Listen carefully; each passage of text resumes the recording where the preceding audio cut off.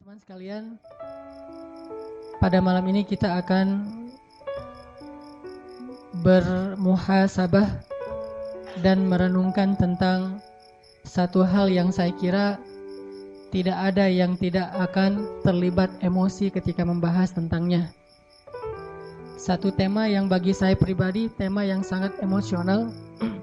Mau dibuat poster kayak gimana pun, mau diistilahkan dengan judul apapun, tetapi ketika ada kata ibu dan ayah, maka itu akan langsung menyentuh sisi-sisi emosional kita semua. Karena tidak ada satupun di antara kita yang ada di rumah Allah ini, bahkan di bumi ini, yang tidak punya ayah dan ibu. Bahkan yang tidak mengenal ayah dan ibunya sekalipun, tetapi sejatinya Allah Subhanahu wa Ta'ala tidak menjadikan dia dari batu. Dan dia tumbuh menjadi dewasa seperti saat sekarang ini juga bukan karena dia tumbuh secara otodidak sendiri. Jadi kalau kita merasa saya tidak kenal ayah saya tidak kenal ibu saya misalnya, dan mungkin gak ada di sini, kalaupun ada, maka sesungguhnya ayah ibu kita itu adalah mungkin bukan yang melahirkan kita, tetapi yang membesarkan kita dan berkorban untuk itu. Maka saya kira tema tentang birrul walidain, uququl walidain, berbakti dan durhaka kepada kedua orang tua adalah secara pribadi tema yang paling emosional. Tema yang semua kita mengalaminya. Dan biasanya tema ini akan diwarnai dengan penyesalan. Bukan diwarnai dengan rasa syukur, tetapi penyesalan lebih besar dari rasa syukur itu. Kita bersyukur Allah Subhanahu wa Ta'ala memberikan kita orang tua. Orang tua kita mungkin sebagian besar di sini orang tuanya muslim. Dan sebagian besar juga orang tuanya adalah orang tua yang bertanggung jawab, yang habis-habisan buat anaknya. Tetapi ada yang lebih besar dari sekedar rasa syukur itu, yaitu penyesalan. Penyesalan karena kita belum sampai hari ini menunaikan hak orang tua kita. Atau lebih penyesalan lagi kalau kenyataannya salah satu atau kedua orang tua kita itu telah tiada, sehingga hampir tidak punya lagi kesempatan bagi kita untuk membaktikan diri dan membalas jasa-jasa mereka. Maka teman-teman sekalian, tadi salah satu guru saya juga, adik saya juga, beliau adalah Bilal Attaqi. Itu sama-sama pakai Attaqi bukan karena keluarga, karena bahasa Instagram. Bilal Attaqi tadi alhamdulillah beliau sedang silaturahim ke saya di Bandung dari Riau, mengimami kita sholat maghrib dan membacakan ayat yang paling jelas tentang berbakti kepada kedua orang tua. Tapi bedanya beliau suaranya lebih powerful. Kalau saya kan suaranya agak-agak nggak jelas gitu ya, kayak habis musim hujan terus becek gitu. Kalau ini suaranya tuh padang pasir, panas dan gahar. Mudah-mudahan tetap membuat kita makin sadar gitu. Ternyata di dalam Al-Quran ayat tentang berbakti kepada orang tua itu luar biasa. Maka untuk itu teman-teman sekalian, mari kita hadirkan hati kita hadirkan perasaan kita buang dulu nih ego kita untuk sejenak aja. Kalau kita susah banget ngebuang ego di hadapan orang tua kita, maka hari ini orang tua kita tidak ada bersama kita sebagian besarnya. Coba buang dulu ego itu. Kita benar-benar memuhasabahi dan mentadaburi tentang tema orang tua ini dengan hati yang bersih. Buang semua rasa sakit hati tentang orang tua kita. Buang semua tentang unek-unek di dalam diri kita terhadap orang tua kita. Hari ini kita hanya ingin mencari tahu tentang betapa lemahnya, betapa zalimnya kita kepada orang tua kita, tanpa berbicara sedikit pun tentang kesalahan orang tua kita, karena emang itulah pantasnya. Allah Subhanahu wa Ta'ala sendiri tidak mengatakan di dalam ayat tadi tentang dosa orang tua, kesalahan orang tua. Murni Allah mengatakan tentang kewajiban anak dan dosa anak kepada orang tua. Untuk itu mari kita ulangi lagi tadi ayat yang dibaca di sholat maghrib. Silahkan buka mushaf, baik mushaf yang lembaran ataupun yang ada di HP. Surat Al-Isra, surat 17, Surat Al-Isra ayat 23. Kita baca bareng-bareng nih. Surat tentang orang tua kita. Surat Al-Isra surat 17 ayat 23.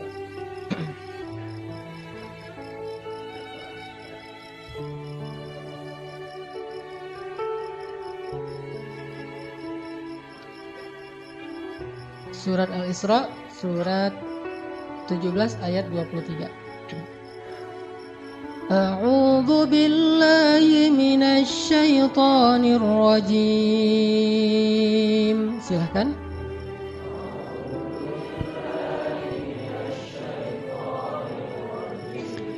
Bismillahirrahmanirrahim.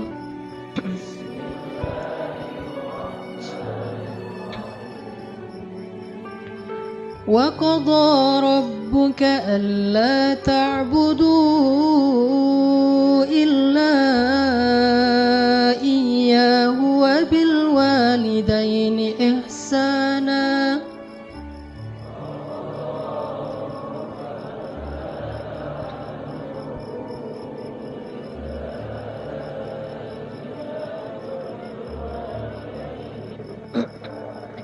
إِمَّا يَبْلُغَنَّ عِندَكَ الْكِبَرَ أَحَدُهُمَا أَوْ كِلَاهُمَا فَلَا تَقُل لَّهُمَا أُفٍّ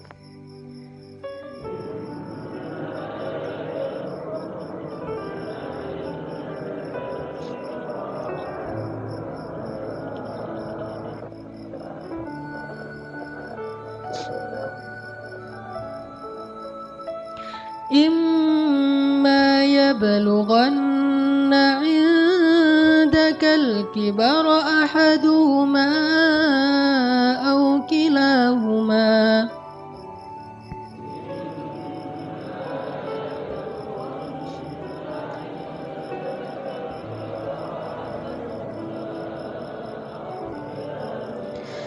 فلا تقل لهما أف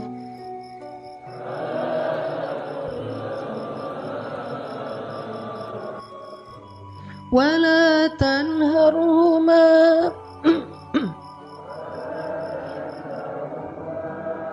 وقل لهما قولا كريما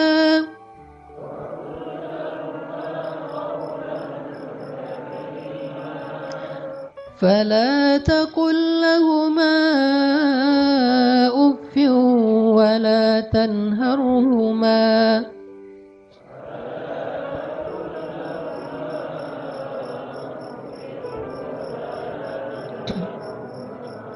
وقل لهما قولا كريما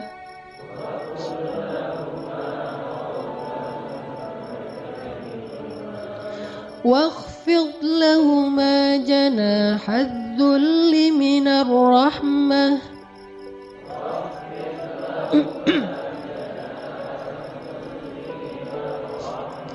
وقل رب ارحمهما كما ربياني صغيرا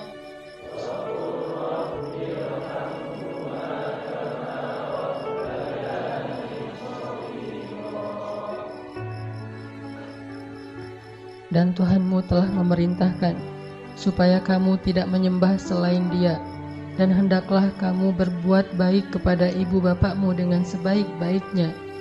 Jika salah seorang di antara keduanya atau kedua-duanya sampai berusia lanjut dalam pemeliharaanmu, maka sekali-kali janganlah kamu mengatakan kepada keduanya perkataan uf, dan janganlah kamu membentak mereka, dan ucapkanlah kepada mereka perkataan yang mulia. Dan rendahkanlah dirimu terhadap mereka dengan penuh kasih sayang, dan katakanlah, Ya Rabbana, kasihanilah mereka berdua sebagaimana mereka telah mendidik aku sejak kecil. Wa qur rabbirhamhuma kama rabbayani shaghira, dan katakanlah, Ya Rabbi, kasihanilah mereka berdua sebagaimana mereka telah menyayangi dan membesarkan kami dari sejak kami masih kecil. Teman-teman yang dirahmati Allah Subhanahu wa taala, coba kita renungkan, coba kita hitung selama kita hidup dan sadar bahwa kita hidup bersama orang tua kita tinggal di rumah orang tua kita makan hasil jerih payah dari ayah kita, hasil dari masakan ibu kita yang kadang dia tidak bercerita bahwa ketika memasak ikan buat kita, dia kena minyak yang panas, dia terbakar, dia mungkin capek, subuh-subuh, malam dia kurang tidur karena merawat adik kita yang masih bayi, tapi sebelum subuh dia udah harus bangun dan mempersiapkan segala sesuatu untuk kita, dan tidak pernah mengeluh sama sekali di hadapan kita. Bahkan dia tidak mau mengeluh ketika kita menyakiti perasaannya. Coba renungkan dengan jujur, selama kita hidup bersama orang tua kita, berapa kali kita mengatakan uffin kepada kedua orang tua kita? Berapa kali kita bilang uff kepada ayah ibu kita? Padahal waktu itu ayah ibu kita belum merepotkan kita sama sekali. Sama sekali belum merepotkan kita. Justru kita yang merepotkan kedua orang tua kita. Dalam keadaan merepotkan mereka pun, coba hitung berapa kali kita menghardik, mencela, atau menyela pembicaraan mereka. Berapa kali kita mengatakan kalimat-kalimat membantah uffin kepada orang tua kita. Padahal kita yang sedang dalam tanggungan mereka dan merepotkan kehidupan mereka. Merepotkan ayah kita, merepotkan ibu kita, tapi bisa-bisanya kita dalam keadaan kayak gitu mengatakan uffin kepada mereka berdua. Lalu bayangkan bagaimana kalau mereka yang suatu saat atau mungkin sekarang sedang agak sedikit mengganggu privasi kita, kenyamanan hidup kita, dengan mulai ada sedikit keluhan-keluhan, mungkin tulangnya mulai sering sakit-sakitan, mungkin dia sering harus dibawa ke rumah sakit, mungkin karena jarang dijenguk oleh anaknya, dia sering telepon, sering SMS, mungkin dia caper. Kalau dalam keadaan yang dia sudah semakin lemah, dan lemah itu hasil perjuangannya untuk kita, makanya akhirnya dia menjadi lemah, jadi sakit-sakitan, semua itu adalah bukti dari pengorbanannya untuk kita. Kalau dalam keadaan kayak gitu, maka akan seberapa sering lagi kita mengatakan uffin terhadap orang tua kita. Makanya Allah Subhanahu wa taala dengan tegas mengatakan, kalau keduanya dalam pemeliharaan kalian. Artinya apa? Sekarang berbalik. Dulu kalian berada dalam pemeliharaan mereka. Mereka sabar. Dulu kalian dalam keadaan pemeliharaan mereka, dalam keadaan ditanggung hidupnya oleh mereka, mereka tidak pernah mengeluh. Lalu ketika Allah membalik menguji kalian, gak lama, tidak selama ketika kalian dipelihara oleh mereka, apakah kalian akan sabar sesabar mereka? Maka Allah mengatakan, fala taqul lahuma uffin. Jangan pernah menyakiti perasaan mereka dengan mengatakan uffin.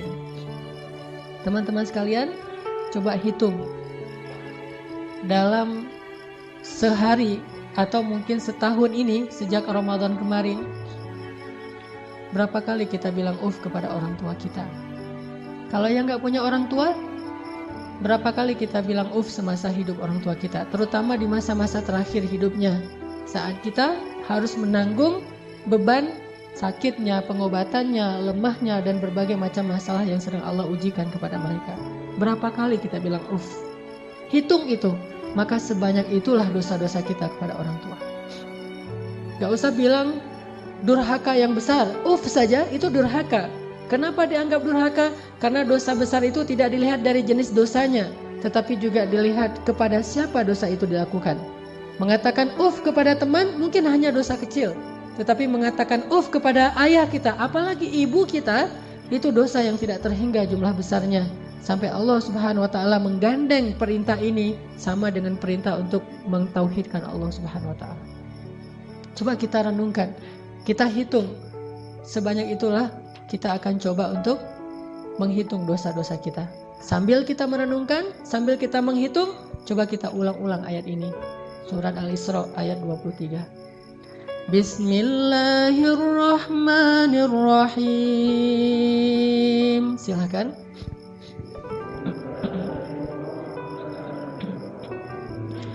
وَقَضَى رَبُّكَ أَلَّا تَعْبُدُوا إِلَّا إِيَّاهُ وَبِالْوَالِدَيْنِ إِحْسَانًا.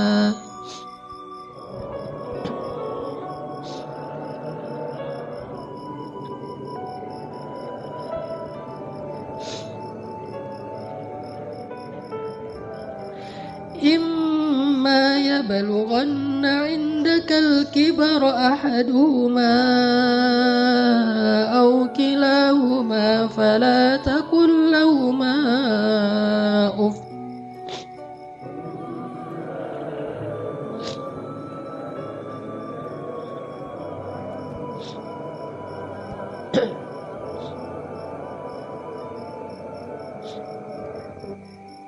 Coba ingat, seandainya orang tua kita mulai sepuh, udah tua renta, apakah pernah ada adegan dalam kehidupan kita membentak orang tua kita sampai orang tua kita merasa ketakutan kepada anaknya sendiri? Orang tua kita nggak berani untuk mengatakan keinginannya, ingin dibuatkan atau ingin dimasak, ingin dibelikan satu masakan kesukaan dia. Saking takut dan saking kagetnya orang tua kita terhadap sikap kita yang pernah memarahi, membentak, bahkan kadang mencela orang tua kita. Coba ingat adegan itu yang pernah terjadi di suatu pagi di rumah kita kepada orang tua kita. Adegan yang pernah terjadi di suatu malam di hadapan orang tua kita. Bahkan kadang kita pernah memarahi orang tua kita sampai dia malu di hadapan orang banyak, di hadapan saudara-saudara kita, di hadapan saudara-saudaranya, di hadapan orang banyak yang dia tidak kenal, mungkin di jalan, mungkin di pasar, mungkin di mal, mungkin dimanapun. Karena kita kecewa kepada orang tua kita, lalu kita marahi orang tua kita habis-habisan di depan orang banyak. Sampai orang tua kita merasa sedih, kecewa, lalu merasa takut kepada anak yang dulu sering dia gendong, anak yang dulu dikecup keningnya. Tetapi ketika anak ini merasa sudah mampu, sudah punya segalanya dan orang tuanya dalam keadaan lemah, dengan sombong dia membentak orang tuanya, dengan sombong dia memarahi orang tuanya tanpa pernah peduli dan tidak pernah lagi ingat bagaimana dulu dia diperlakukan oleh ayah ibunya. Ingat, adegan itu pernah terjadi dalam kehidupan kita. Kalau kita merasa kita tidak pernah melakukan itu, mungkin kita adalah seorang pelupa. Saya kira orang seperti kita yang dulu pernah masa-masa kelam, pernah nggak stabil emosinya, pernah mengalami masa-masa sulit. Saya kira semua kita pernah ngalamin masa ketika kita benar-benar menyakiti perasaan ayah dan ibu kita. Kita buang semua jasa mereka, lalu kita mengatakan kalimat-kalimat yang seolah-olah kita adalah anak yang tidak pernah mendapatkan kebaikan dari orang tua kita. Ayah kita diam ketika dimarahi oleh kita, dan dia tidak pernah mengatakan, dulu kamu pernah seperti ini tapi saya sabar. Dulu saya habis-habisan berkorban untuk kamu, saya korbankan semuanya, saya siang malam mencari nafkah untuk kamu. Ayah kita tidak pernah mengatakan itu di hadapan kita. Dia tetap sabar menanggung semua ucapan-ucapan dan bentakan dari anaknya. Apalagi ibu kita. Apakah dia mengandung kita 9 bulan hanya untuk ketika kita lahir lalu membentaknya? Dia mengandung kita 9 bulan dalam kepayahan, gak bisa duduk, gak bisa tidur, gak bisa berdiri, jalan kemana-mana berat. Apakah hanya untuk melahirkan seorang anak yang congkak, sombong, yang kemudian membentak ibunya hanya karena kesalahan kecil yang dilakukan ibunya? Ingat, adegan itu pernah terjadi dalam kehidupan kita. Lalu coba baca perintah Allah. Sehingga pantas jika Allah Subhanahu wa Ta'ala sangat murka kepada anak sesoleh apapun dia, ahli tahajud sekalipun, tinggal di Masjidil Haram sekalipun, kalau dia durhaka kepada ayah ibunya, ini tidak ada nilainya di mata Allah Subhanahu wa Ta'ala. Imma yablughanna 'indakal kibara ahaduhuma aw kilahuma fala taqul lahumā uff.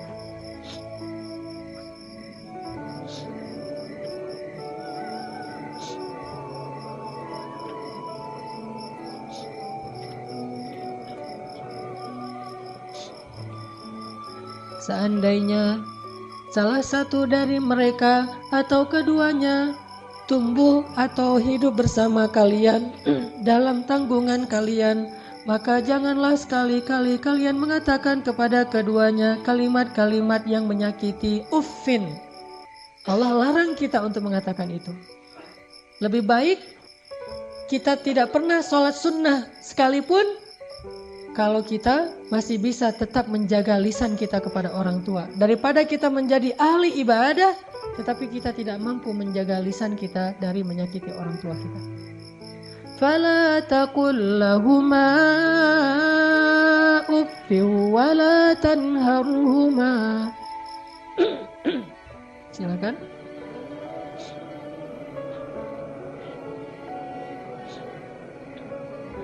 فلا تقل لهما أف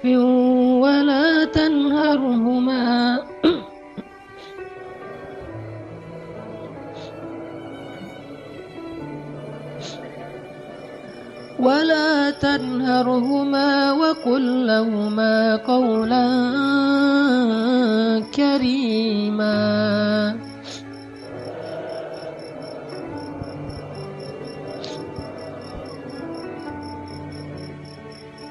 Fala taqul lahuma uffin. Kalimat uff ini adalah kalimat ketika seorang anak tidak mau mendengar ucapan nasihat dari orang tuanya. Dia berpaling, maka itu adalah kalimat uff.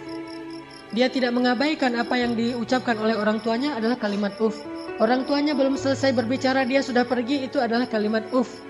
Orang tuanya memberikan usulan tetapi bagi dia itu sesuatu yang tidak penting, maka itu kalimat uff. Semua kalimat mengabaikan yang menyakiti perasaan orang tua kita adalah kalimat uff. Sedangkan wala tanharhuma adalah kalimat seorang anak yang merasa lebih benar daripada orang tuanya. Kalimat sombong, kalimat yang seorang anak merasa lebih tahu daripada orang tuanya. Atau bisa jadi orang tuanya melakukan satu kesalahan kecil, lalu anaknya melarang orang tuanya melakukan kesalahan itu. Ibu, jangan malu-maluin saya di depan umum. Ayah gak usah seperti itu. Melarang orang tuanya melakukan sesuatu yang menurut dia tidak pantas, itu termasuk wala tanharhuma. Jangan larang dia, biarkan dia melakukan apa yang dia kehendaki selama itu bukan dosa besar. Bahkan apalagi urusan-urusan sepele di rumah tangga kita, mungkin dia melakukan sesuatu yang gak berkenan bagi kita. Katakanlah misalnya dia memakai baju yang menurut kita tidak selalu pantas. Katakanlah dia beradab dengan adab yang tidak terlalu kita senangi. Jangan larang dia, tetapi ajaklah dia bicara yang baik-baik. Jangan pernah melarang dia melakukan sesuatu yang membuat dia merasa disalahkan, yang membuat dia merasa sensitif, karena semua itu masuk wala tanharhuma. Terus apa yang harus kita lakukan? Wa qul lahuma qawlan karima. Katakan kepada keduanya ucapan yang karim, ucapan yang mulia. Bagaimana ucapan yang mulia? Disertai dengan senyum dari anaknya, dengan suara yang lemah lembut, dengan tetap menjaga perasaan orang tuanya. Itulah qaulan karimah. Tapi kalau kita mengucapkan kalimat yang paling benar sekalipun, bahkan tentang perintah Allah sekalipun, kita bilang kepada orang tua kita, atau kita larang orang tua kita dari berbuat satu kesalahan. Misalnya ibu kita membicarakan tentang orang lain, dia menggibah, karena dia tidak paham bahwa itu dosa, dia menggibah. Dia tidak pernah ngaji seperti kita, karena gak punya waktu sebanyak kita. Dia sibuk mengurus kita. Suatu saat dia menggibah tentang saudaranya, tentang keluarga, tentang orang lain.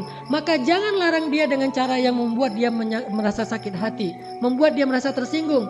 Walaupun dia salah dan kita yang benar. Kita mengatakan kalimat yang baik, yaitu kalimat yang, ibu jangan menggibah orang lain, ibu itu dosa besar dan seterusnya, yang membuat dia sedih, itu termasuk wala tanharhuma. Terus apa yang harus kita katakan? Katakan qaulan karima.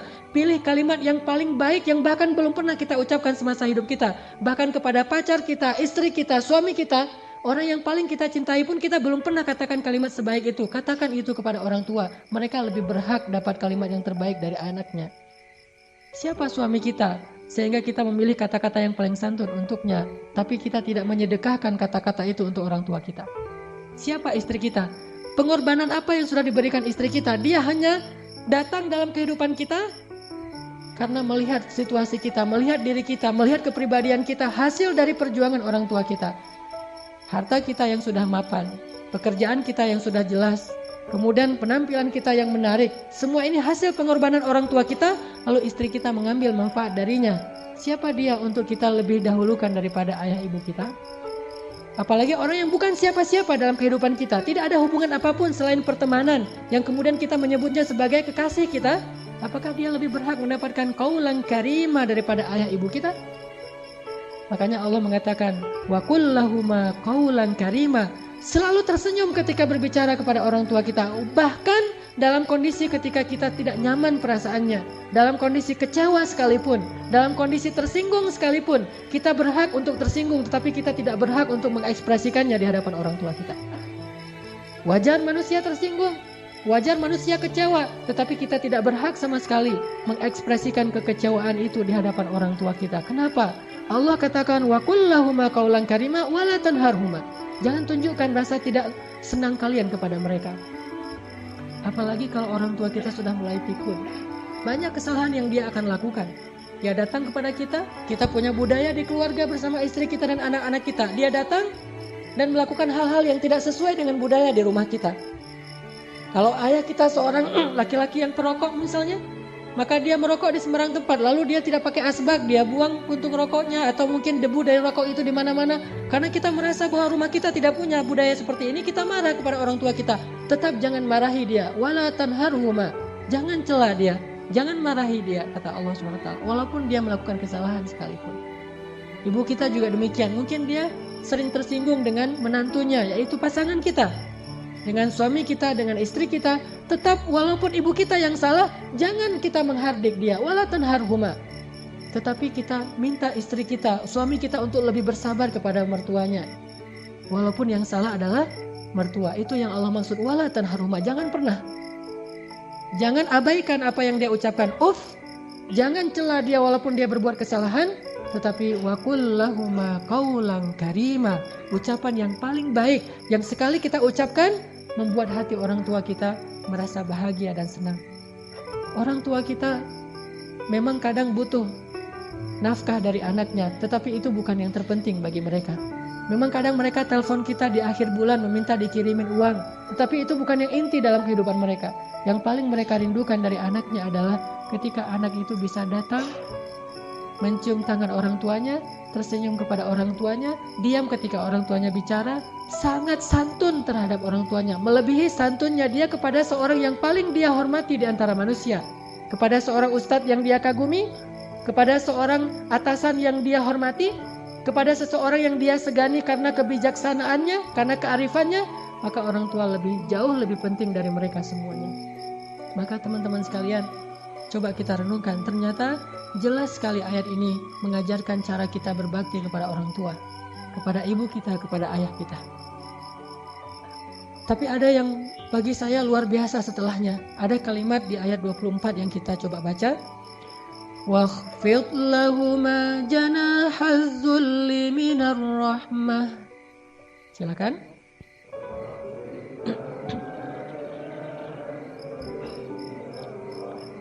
Wakhfid lahuma janahaz zulli minar rahmah.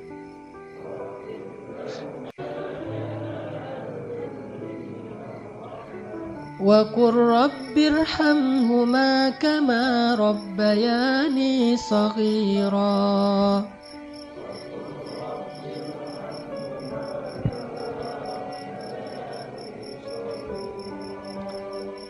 Dan rendahkanlah dirimu terhadap mereka berdua dengan penuh rasa kasih sayang. Rendahkan dirimu. Kalau dalam bahasa Arab kalimat wakhfid lahuma janahaz dzul itu adalah kalimat ketika kita merasa tidak ada apa-apanya dibandingkan mereka.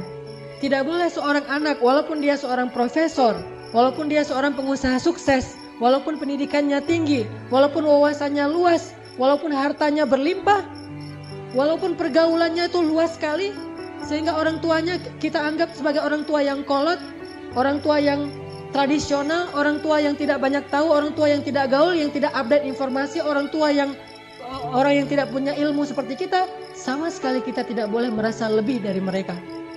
Sama sekali tidak boleh. Kenapa? Ketika kita merasa lebih dari orang tua kita, menunjukkan kebodohan kita di hadapan Allah SWT.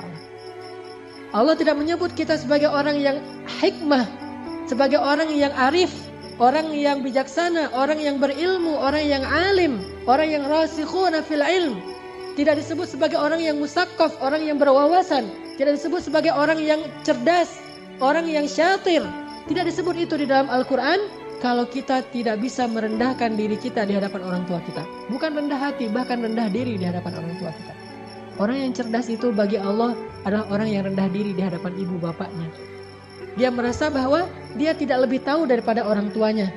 Walaupun dia tahu lebih daripada orang tuanya, tetapi dia tidak pernah merasa lebih tahu daripada orang tuanya. Sehingga ketika orang tuanya bicara, dia bisa menghargai semua yang diucapkan orang tuanya. Tidak mengatakan, itu nggak penting.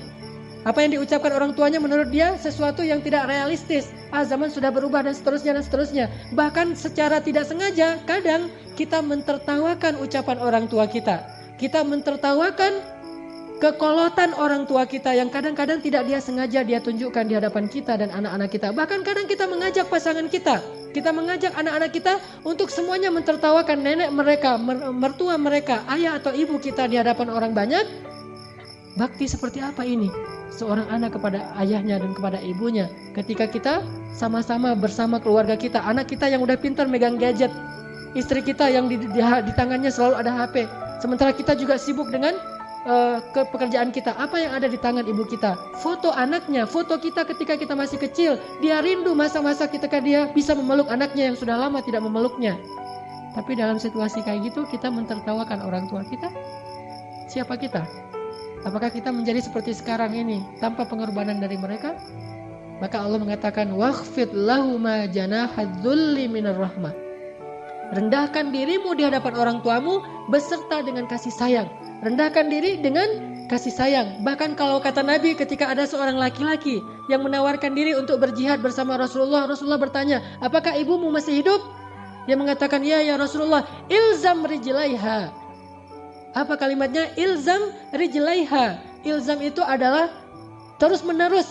Rijlai artinya dua kaki. Ha adalah perempuan. Maka terus meneruslah kamu seolah-olah berbakti kepada ibumu dengan kalimat terus meneruslah kamu mencium kaki orang tuamu atau ibumu. Disuruh cium kaki ibu kita oleh Rasulullah. Ilzam rijlaiha. Karena sesungguhnya di bawah kaki ibu kita, saking rendahnya surga di mata Allah dibandingkan seorang ibu, ternyata surga itu di bawah telapak kaki ibu. Ilzam rijlaiha kata Rasul. Bukan berjihad. Bagi kamu, khusus bagi sahabat ini tidak berlaku bagi yang lain, tetapi ini pelajaran tetap sunnah Nabi. Bukan jihad yang terpenting bagi dia, karena dia belum baik kepada ibunya. Bukan berdakwah kepada banyak manusia yang terpenting bagi dia amalannya. Bukan tahajud, bukan ibadah, bukan ke masjid setiap 5 waktu dalam sehari. Tetapi amalan yang paling penting bagi laki-laki ini adalah ilzam rijlai ummika. Maka ilzamlah, tunduklah kamu dan selalulah kamu berada di kaki ibumu. Selalulah kamu berada di kaki ibumu. Gak pantas bahkan seorang anak dengan kesombongan dia duduk di atas, ibunya di bawah.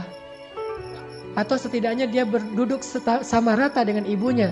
Anak yang paling cerdas, yang paling arif, yang paling dicintai Allah itu justru dia selalu duduk di bawah kaki ibunya. Dia manja kepada ibunya, dia memijit-mijit kaki ibunya yang mungkin dulu di masa yang dia masih kecil lelah. Bukan lelah sekarang, apa sih ibu mah kerjaan dari pagi tidur aja. Mungkin sekarang dia tidak lelah karena dia sudah tidak banyak pekerjaan, tetapi dia pernah sangat-sangat lelah ketika membesarkan kita. Maka kalau dulu kita tidak pernah memijit kakinya, sekarang kita balas. Kita mijit-mijit kaki ibu kita. Kita tanya ibu-ibu mau dipijit di bagian mana, di pundak atau di kaki atau di lengan. Pasti dia akan mengatakan tidak usah. Kalaupun dia meminta, maka kita berbahagia karena ibu kita menunjukkan apa yang harus kita lakukan. Sampai seorang salafus salih, ketika ibunya meninggal, dia menangis. Orang bertanya, ya Syekh, kenapa Anda menangis? Bukankah ibu Anda ini meninggal dalam keadaan baik? Dia orang yang solehah dan seterusnya, dan semuanya juga akan kembali kepada Allah. Kenapa Anda menangis? Apa kata salafus salih ini? Saya menangis karena saya tahu bahwa mulai hari ini pintu surga itu telah tertutup untuk saya. Sejak ibu saya meninggal, berarti pintu surga itu telah tertutup untuk saya. Maka berbahagialah teman-teman sekalian yang masih punya ayah dan ibu. Apalagi ketika ayah dan ibu itu sudah semakin dalam tanda kutip merepotkan kita. Maka justru saat itulah Allah Subhanahu wa ta'ala memberikan kita pintu surga yang sangat lapang untuk kita masuki. Bersabarlah. Bersabarlah dalam menghadapi berbagai macam perangai mereka. Walaupun mereka menyakiti perasaan kita, jangan tunjukkan itu di hadapan mereka. Wakhfid janahak. Tundukkan diri kita. Kalau perlu cium kaki orang tua kita.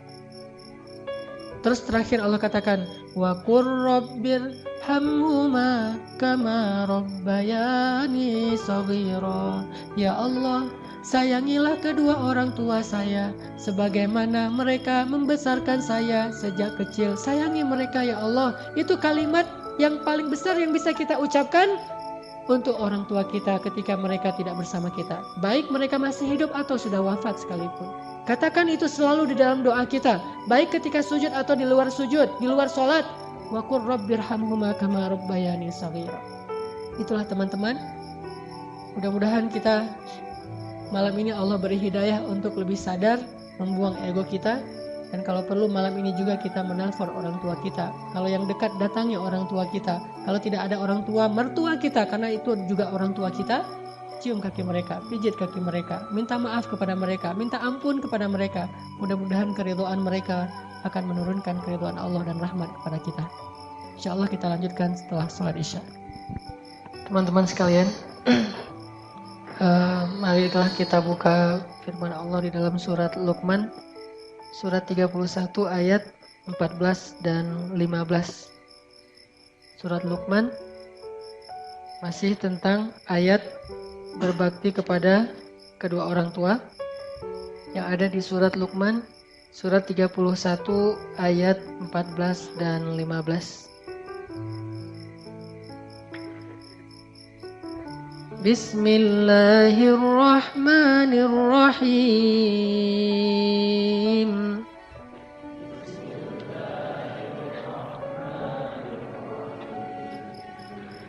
Wa wassaynal insana biwalidayhi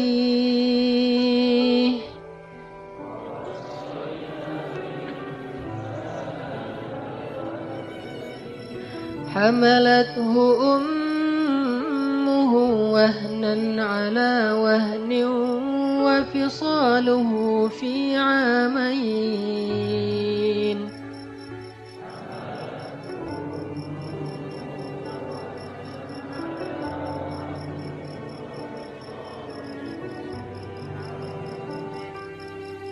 أن اشكر لي ولوالديك إلي المصير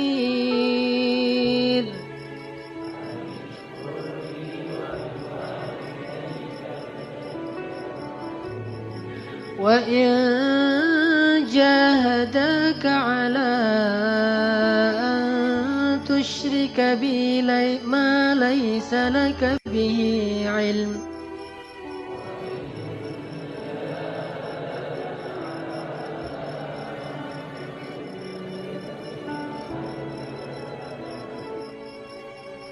على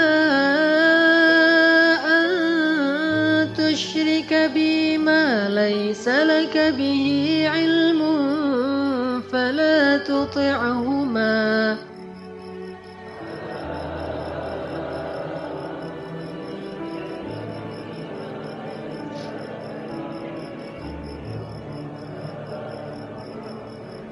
فلا تطعهما وصاحبهما في الدنيا معروفا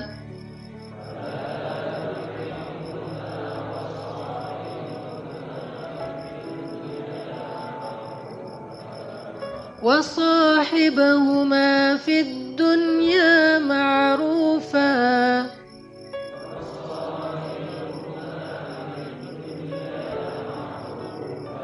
وصاحبهما في الدنيا معروفا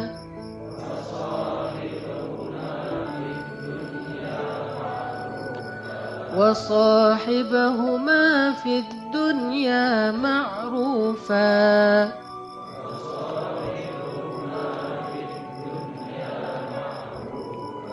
واتبع سبيل من أناب إلي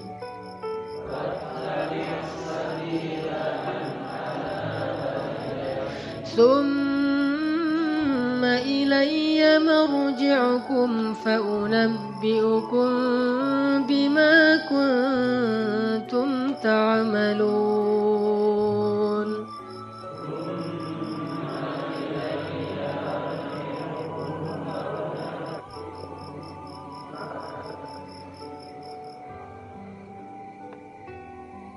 Dan kami perintahkan kepada manusia agar mereka berbuat baik kepada dua orang ibu bapaknya. Ibunya telah mengandungnya dalam keadaan lemah yang bertambah-tambah dan menyapihnya dalam 2 tahun.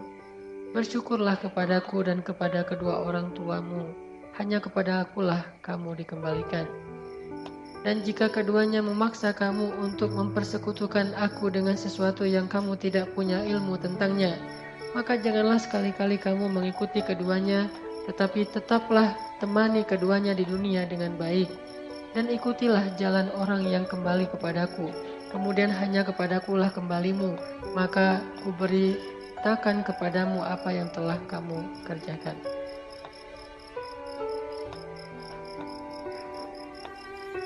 Teman-teman sekalian, di dalam ayat 14 Allah Subhanahu wa taala menyinggung sedikit sekali tentang jasa ibu kita kepada kita. Yaitu yang paling luar biasa adalah ketika ibu kita mengandung kita dalam keadaan kepayahan. Apalagi kalau misalnya yang tahu bahwa dulu orang tua kita itu susah. Orang tua kita itu miskin. Orang tua kita itu serba kekurangan, dan saat sedang mengandung kita, ibu kita itu dalam keadaan sangat-sangat kurang gizinya. Dia lemah karena kurang makanannya, karena kurang gizinya, kurang vitamin, tetapi tetap berusaha untuk terus bisa memberikan yang terbaik buat anaknya. Tetap berusaha untuk berikhtiar. Bahkan dia menjaga dirinya agar jangan sampai karena kesalahannya terus bisa berakibat kepada anaknya. Bisa membuat kita cacat.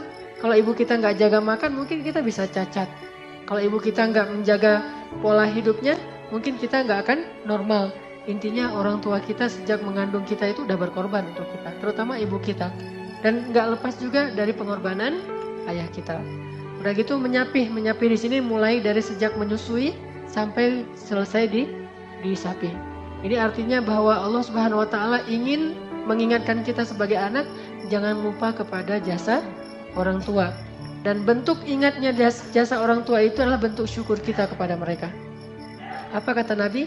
Man la yashkurun nas la yashkurullah.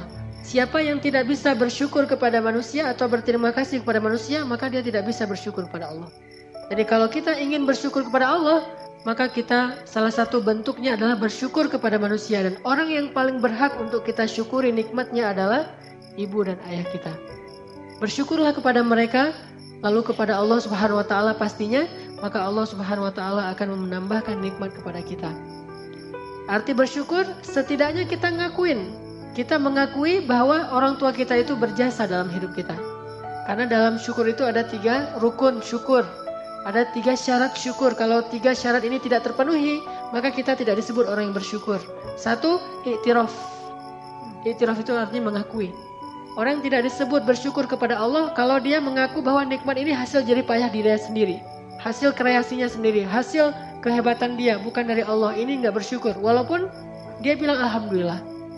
Tetapi kalau dia nggak mengatakan hadza min fadli Rabbi, seperti kata Sulaiman, ini anugerah dari Allah bukan karena saya, seperti kata Zulkarnain, maka itu baru disebut bersyukur, i'tiraf. Maka bersyukur kepada orang tua, berarti kita mengakui bahwa orang tua kita sangat berjasa kepada kita.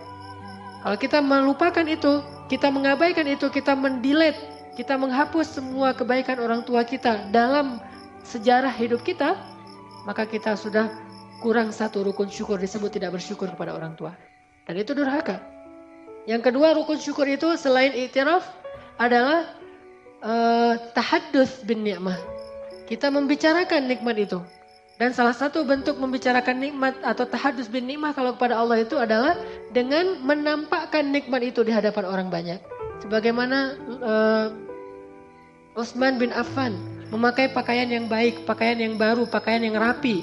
Lalu ditanya oleh orang-orang di sekitarnya, "Ya Utsman, kenapa kamu suka sekali memakai pakaian-pakaian yang bagus?" Kata Utsman, "Sesungguhnya Allah seandainya memberikan nikmat kepada hamba, maka Allah suka untuk kalau hamba itu menampakkan nikmat Allah, memperlihatkan nikmat Allah, tidak menyembunyikan nikmat Allah." Dan itu bentuk tahadduts bin ni'mah.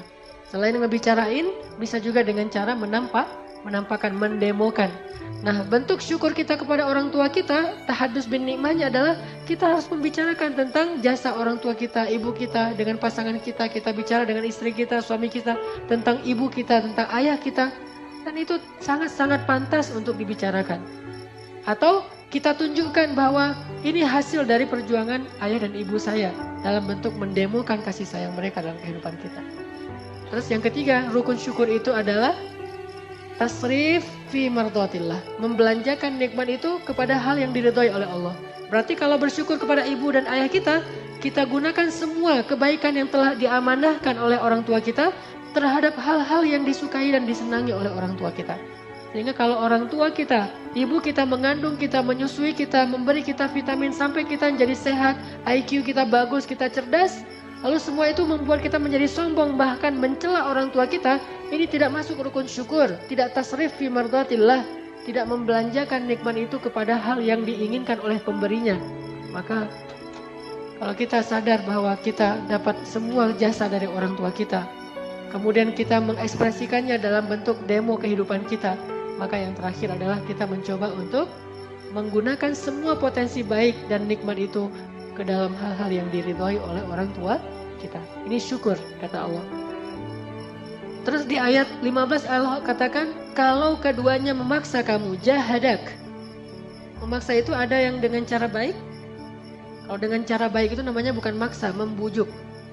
Yang namanya memaksa itu dengan cara yang tidak baik, dengan membentak, dengan memukul, dengan mengancam. Siapa yang diancam dan disakiti oleh orang tuanya sendiri? Ibrahim. Qala araghibun anta an alihati ya Ibrahim. Hai Ibrahim, kenapa kamu benci sekali dengan Tuhan-Tuhanku ya Ibrahim?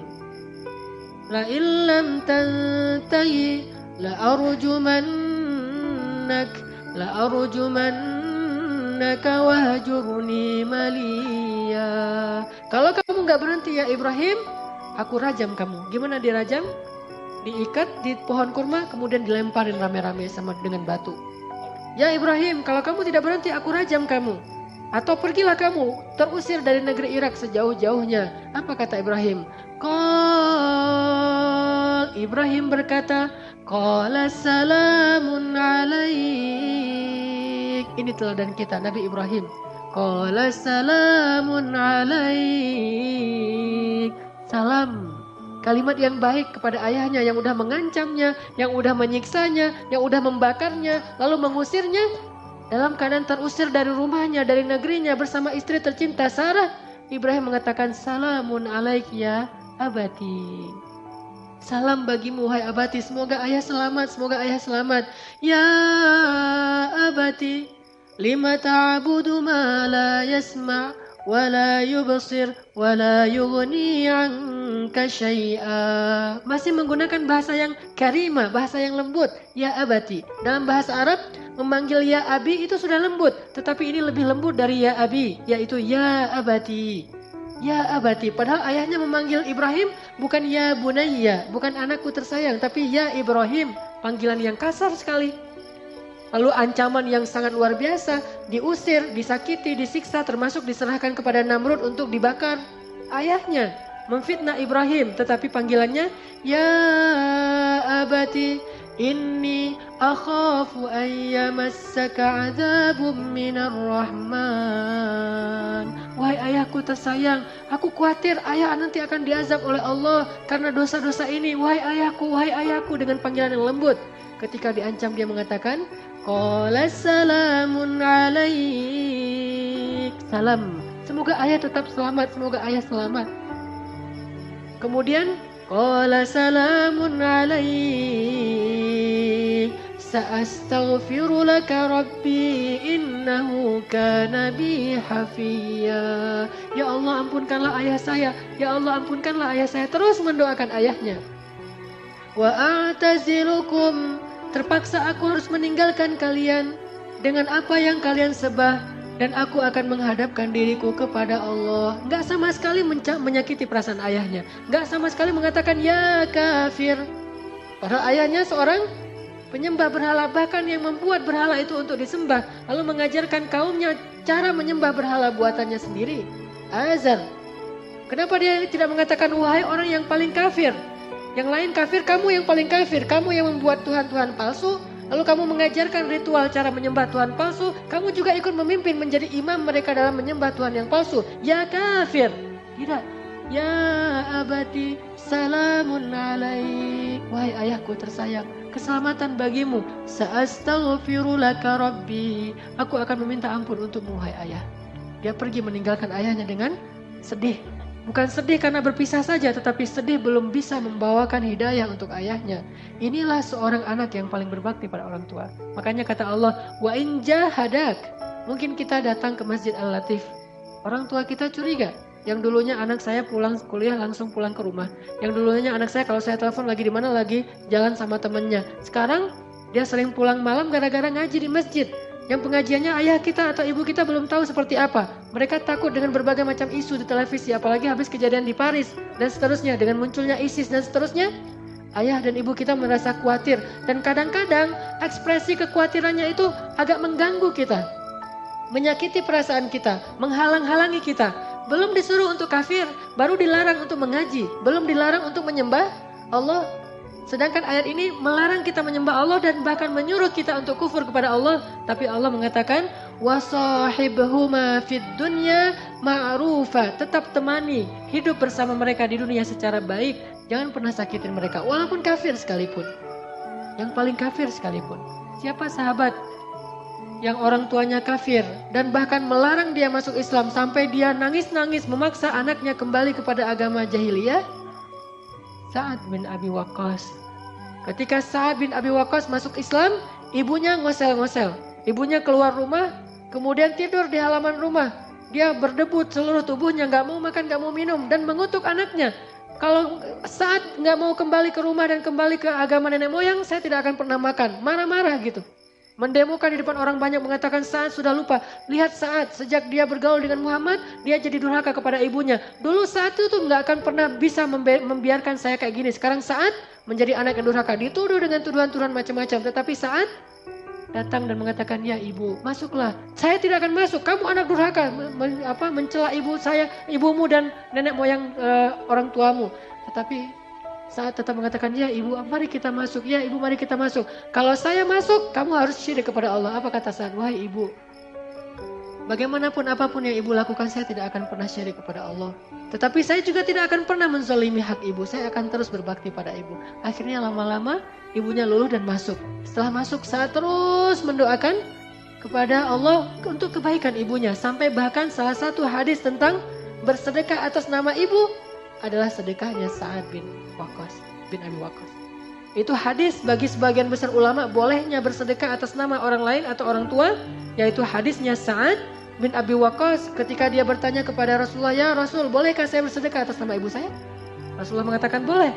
Lalu Ibnu Qayyim Al-Jauziyah memperluas bab ini menjadi, kalau begitu boleh dengan amal yang lain selain sedekah. Boleh sedekah, boleh sholat, boleh amal-amal sholat yang lain termasuk puasa-puasa sunnah. Semua amalan sunnah menurut Ibnu Qayyim Al-Jauziyah boleh diniatkan atas nama orang tua kita. Walaupun sebagian kecil ulama mengatakan ini tidak bisa. Tetapi hadisnya jelas, Sa'ad bin Abi Waqqas saking berbaktinya Sa'ad kepada ibunya. Bahkan ibu yang kafir sekalipun. Tetapi akhir ceritanya alhamdulillah dengan seizin Allah, ibunya kemudian mendapatkan hidayah. Begitu juga dengan Abu Bakar As-Siddiq. Yang ayah dan ibunya belum beriman. Tetapi ketika Abu Bakar bisa menghadap Rasulullah dengan penuh pengharapan, dalam keadaan sangat akrab dengan Rasulullah, apa yang pertama diminta Abu Bakar? Ya Rasulullah, ajaklah ibu saya untuk masuk Islam. Mudah-mudahan dengan ajakanmu ibu saya mendapatkan hidayah. Itu yang terus difikirkan oleh Abu Bakar. Karena bakti seorang anak yang paling besar kepada orang tuanya adalah membawa hidayah ke dalam hati orang tuanya. Bukan sekedar memberi senyum, walaupun itu sangat-sangat penting yang seperti awal saya bahas tadi. Bukan sekedar menafkahi, walaupun itu tanggung jawab yang sangat besar bagi kita. Tetapi ada yang lebih penting dari semua itu adalah membawa hidayah kepada keluarga kita. Ayah dan ibu kita dengan doa, dengan akhlak, dengan kesabaran, dengan kesantunan kita kepada orang tua kita. Sehingga orang tua kita akan bertanya, di mana kamu ngaji wahai anak? Nak, kamu ngaji di mana? Kenapa akhlak kamu sudah berubah menjadi jauh lebih baik sekarang? Sudah makin bagus, sudah semakin indah, semakin berbakti pada orang tua. Maka kita mengajak orang tua kita untuk sama-sama mengaji dan belajar tentang agama Allah. Teman-teman sekalian, ada satu hadis penting nih dari Rasulullah SAW tentang berbakti pada orang tua. Kata Nabi, siapa yang ingin dipanjangkan umurnya dan diluaskan rezekinya, hendaklah ia berbakti kepada kedua orang tua dan menyambung silaturahim. Siapa yang ingin dipanjangkan umurnya, dilapangkan rezekinya, hendaklah berbakti kepada orang tua dan bersilaturahim. Bersilaturahim kita tahu menyambung yang terputus. Lalu berbakti kepada orang tua. Ternyata berbakti kepada orang tua kita itu adalah syarat untuk diberikan umur yang panjang. Arti umur yang panjang bisa umur benar-benar Allah tambah secara durasi waktu. Bisa berarti umur kita yang panjang itu artinya kehidupan kita itu sangat bahagia sepanjang hidup. Tidak ada yang sia-sia. Karena orang yang pendek umur dalam bahasa Arab itu artinya orang yang hidup lama tetapi tidak ada kebaikan. Umur yang panjang, rezeki yang lapang. Sehingga kalau kita merasa bahwa pekerjaan kita mulai banyak masalah, usaha-usaha kita mulai merugi, lalu kita mencari-cari penyebab faktor ini kenapa usaha saya rugi. Mungkin karena salah di marketing, mungkin karena salah di sini. Kita evaluasi sekian banyak hal. Tetapi jangan lupa yang pertama bukan itu. Tetapi evaluasi dulu hubungan kita dengan Allah kemudian kepada orang tua. Bagaimana hubungan kita dengan Allah? Karena dari Allah lah sumber rezeki kita. Lalu bagaimana dengan orang tua? Karena orang tua kita lah pintu rezeki. Kalau sumbernya telah memberikan kepada kita rezeki tapi pintunya kita ditutup, tetap kita nggak akan mendapatkan rezeki itu. Kalau kita punya masalah di kantor kita, datang kepada ibu dan ayah kita. Kalau kita punya masalah di kampus dan di sekolah kita, kenapa nilai saya anjlok, kenapa saya susah belajar, atau bahkan gak punya semangat belajar sama sekali, datanglah kepada ayah dan ibu kita. Kalau kita punya masalah keluarga, suami istri atau anak, datanglah kepada ayah ibu kita. Kalau kita punya masalah pribadi, datanglah kepada ayah ibu kita, karena di sanalah Allah Subhanahu wa Ta'ala titipkan kebahagiaan kita di dunia dan di akhirat. Umur dan rezeki. Apapun masalah kita, datang dulu kepada orang tua sebelum kita mengevaluasi hal-hal yang lain. Sebelum kita mengevaluasi cara belajar kita, atau les kita, atau pekerjaan kita, atau karir kita, atau kesalahan-kesalahan kita yang lain yang sifatnya teknis, yang pertama yang harus kita evaluasi adalah bagaimana hubungan kita dengan orang tua kita. Udah berapa lama kita tidak datang kepada orang tua kita? Udah berapa lama kita tidak telepon orang tua kita? Termasuk masalah jodoh sekalipun. Kalau orang tua kita belum meridhoinya, atau orang tua kita meminta jatah waktu, maka niatkan itu sebagai bentuk mungkin adalah bakti kita kepada orang tua kita yang terakhir sebelum kita nanti akan terbelah hati kita dengan pasangan kita. Dikasih waktu sebulan, 2 bulan, setahun, 2 tahun untuk lebih banyak berbakti kepada ibu dan ayah kita sebelum hati kita terbagi dengan orang yang kita cintai. Itu kesempatan kita. Maka turuti keinginannya. Kalaupun kita ingin agar lebih cepat, maka percepatlah pernikahan kita itu tanpa menggores hati orang tua kita. Tidak akan berkah pernikahan yang disertai dengan rasa tidak ridho dari orang tua kita. Mungkin dia tetap akan menjadi saksi atau akan menikahkan kita, tetapi tidak dengan kelapangan dada. Ridho orang tua itu luar biasa. Ada masalah sedikit, pertama sholat, karena kita memperbaiki hubungan dengan Allah. Kedua, telepon ayah dan ibu kita. Dan saya mengalami itu luar biasa, kemudahan-kemudahan yang Allah berikan dalam hidup saya beberapa saat yang lalu, karena saya masih punya ayah dan ibu. Dan saya merasa ketika sejak terakhir ayah saya meninggal, kehidupan saya itu banyak sekali ujian. Lalu saya mencoba untuk memuhasabahi diri saya. Oh, ternyata mungkin saya belum terlalu dekat, belum terlalu banyak berbakti kepada mertua saya. Saya coba memperbaiki hubungan saya dengan mertua. Setelah memperbaiki hubungan dengan mertua, ternyata Allah bukakan lagi kebaikan-kebaikan dan kemudahan dalam urusan hidup saya. Kalau bukan karena doa ibu saya, mungkin saya tidak akan bertahan lama di Mesir. Saya pernah cerita beberapa kali bagaimana saya berangkat ke Mesir tanpa modal sama sekali. Di kantong saya itu nggak ada uang sepersen pun. Satu-satunya modal saya adalah doa dari ibu saya yang mengantarkan saya ke bandara. Dan yang membuat saya sedih, tanpa saya ketahui ternyata saat di bandara itu adalah saat terakhir saya bertemu dengan ibu saya. Dan tidak akan bertemu lagi, kecuali mudah-mudahan harapannya bertemu di surga. Kenapa?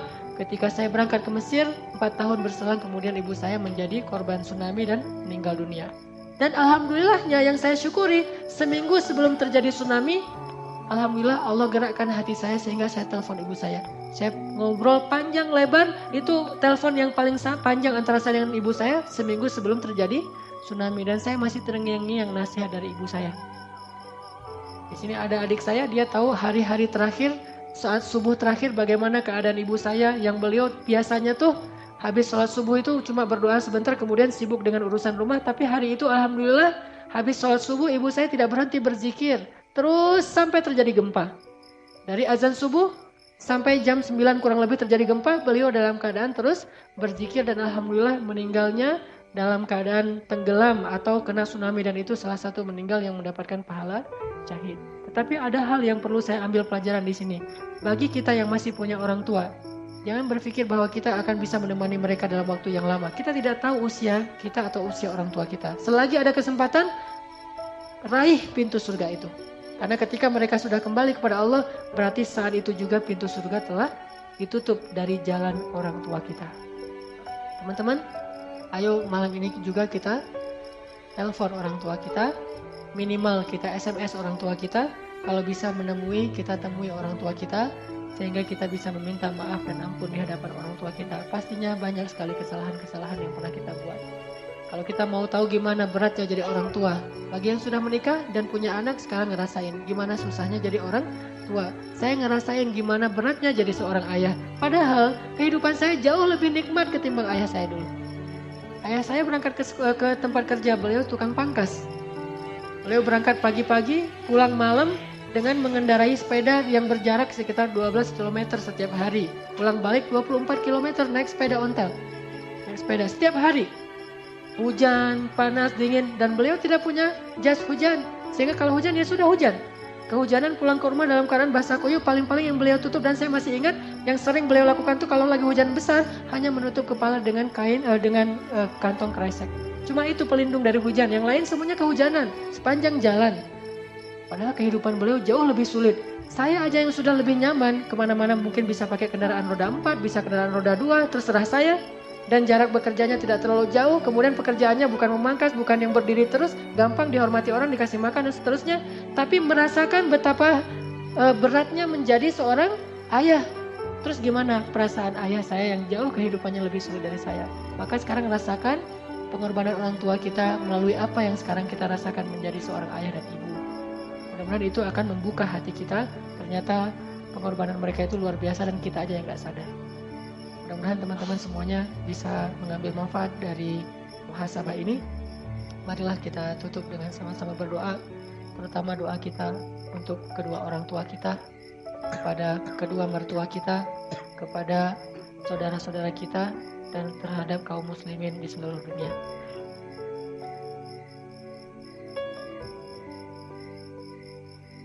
Dan juga di sini ada saudara kita yang sedang sakit orang tuanya, yaitu Bapak Haji Undang Misdan bin Sukarta, sedang dirawat di Rumah Sakit Boromeus dalam keadaan sedang sakit keras. Mudah-mudahan Allah Subhanahu wa taala meringankan, mengangkat, menyembuhkan penyakitnya, lalu memberikan pahala dengan ujian sakit ini berupa ampunan dosa, dan diangkat derajatnya, dan diberikan kesabaran baik bagi beliau maupun bagi keluarganya.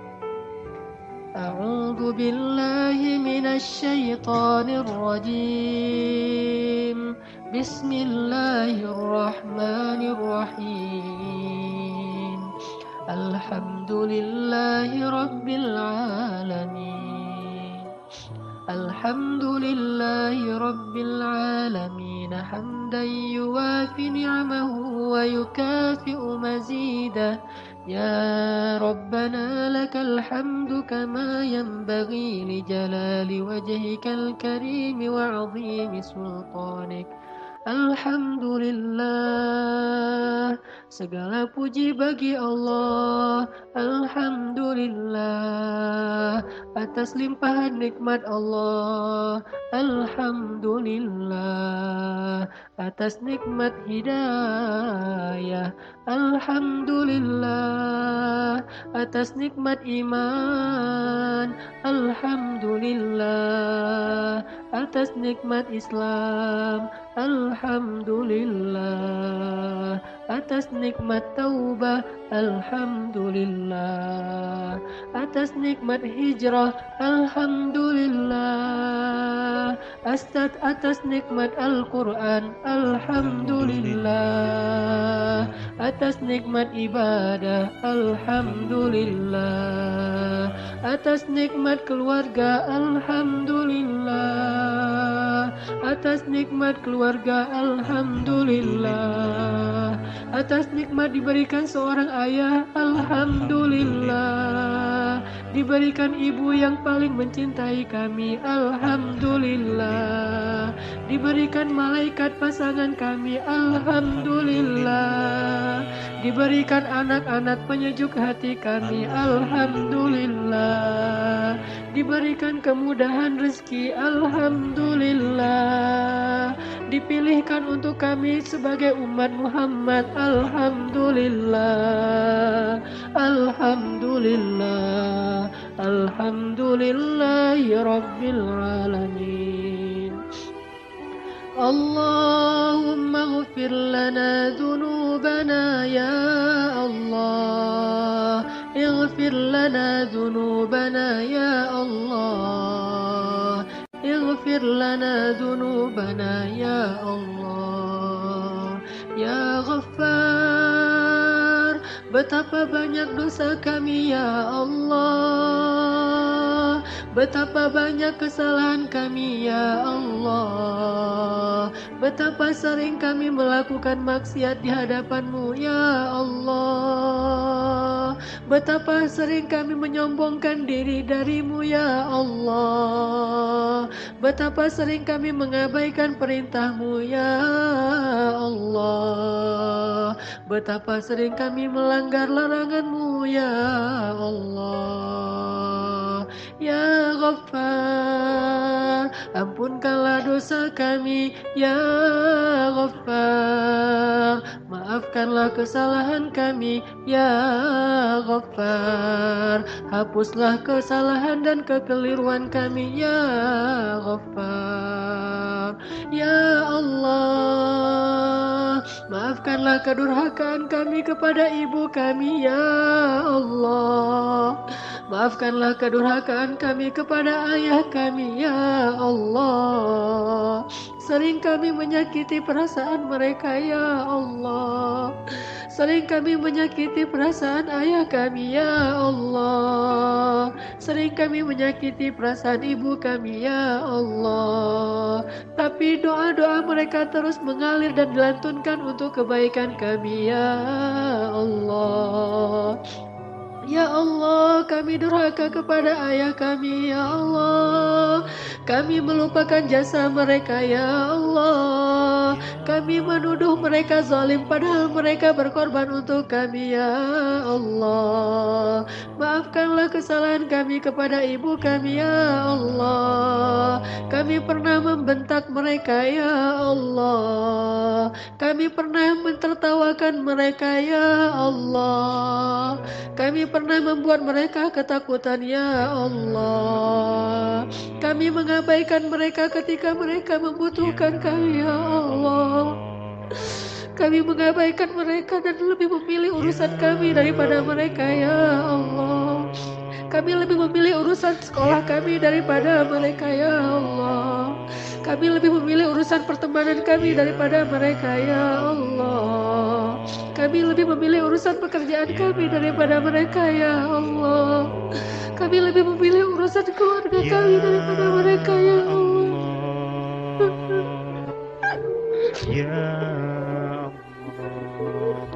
Maafkanlah kami ya Allah. Ya Maafkanlah kami ya Allah. Kami lebih memilih kesenangan kami ya Allah. Kami pura-pura sibuk padahal kami tidak terlalu sibuk ya Allah. Kami pura-pura tidak ada waktu padahal kami punya banyak waktu luang untuk hal lain ya Allah. Kami membiarkan mereka sakit sendiri dan hanya dirawat oleh seorang pembantu ya Allah. Kami hanya menelpon dari kejauhan dan tidak mendatangi mereka ketika mereka butuh kami ya Allah. Maafkan kami ya Allah. Bahkan ketika mereka wafat kami tidak datang untuk mensalati mereka ya Allah. Ketika mereka wafat kami tidak memandikan mereka ya Allah. Padahal ketika nafas terakhir mereka hembuskan hanya kami yang mereka ingat ya Allah. Ya Allah. Ya Allah. Ya Allah. Allahumma ighfirli wali walidayya ولوالدي رب اغفر لي ولوالدي ولوالدي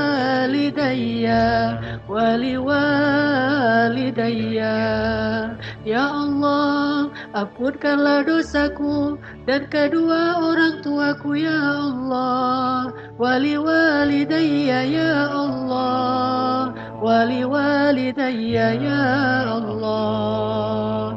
Rabbighfirli waliwalidayya waliwalidayya warhamhuma kama rabbayani shaghira. Mari kita ucapkan doa ini bersama-sama. Rabbighfirli waliwalidayya waliwalidayya. Ingat wajah ibu kita. Waliwalidayya. Rabbighfirli waliwalidayya. Ingat wajah ayah kita. Waliwalidayya. Ingat wajah ibu kita. Waliwalidayya. Rabbighfirli waliwalidayya. Ingat ketika kita menyakiti perasaan mereka. Ingat ketika kita mengucapkan kata-kata yang menghardik mereka. Ingat ketika kita mengacaukan mereka. Ingat ketika kita menzalimi hak mereka.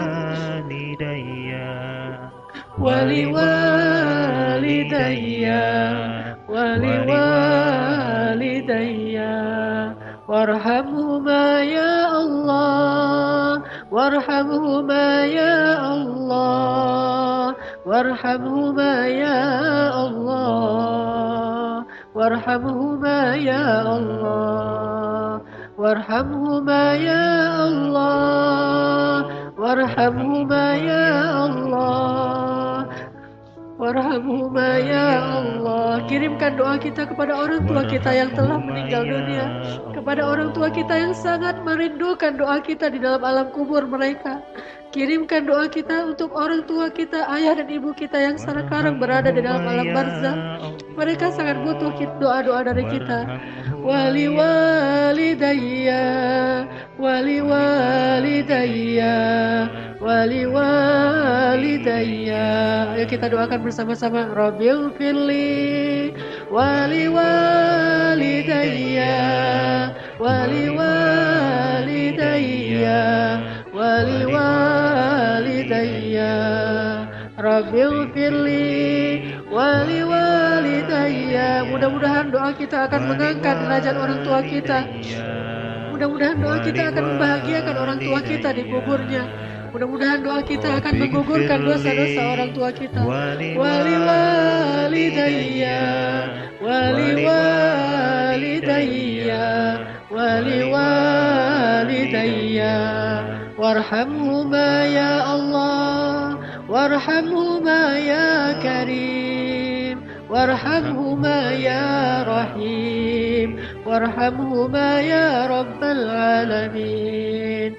Rabbighfirli waliwalidayya waliwalidayya waliwalidayya warhamhuma ya Allah, warhamhuma ya Karim, warhamhuma ya Rahim, kama rabbayani saghira.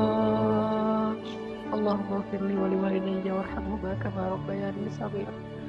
Rabbana hab lana min azwajina wa dhurriyyatina qurrata a'yun waj'alna lil muttaqina imama. Ya Allah, jadikanlah kesalahan-kesalahan kami kepada orang tua kami tidak lagi terulang kepada anak-anak kami ya Allah. Kedurhakaan kami kepada ayah ibu kami tidak lagi terulang kepada anak-anak kami ya Allah.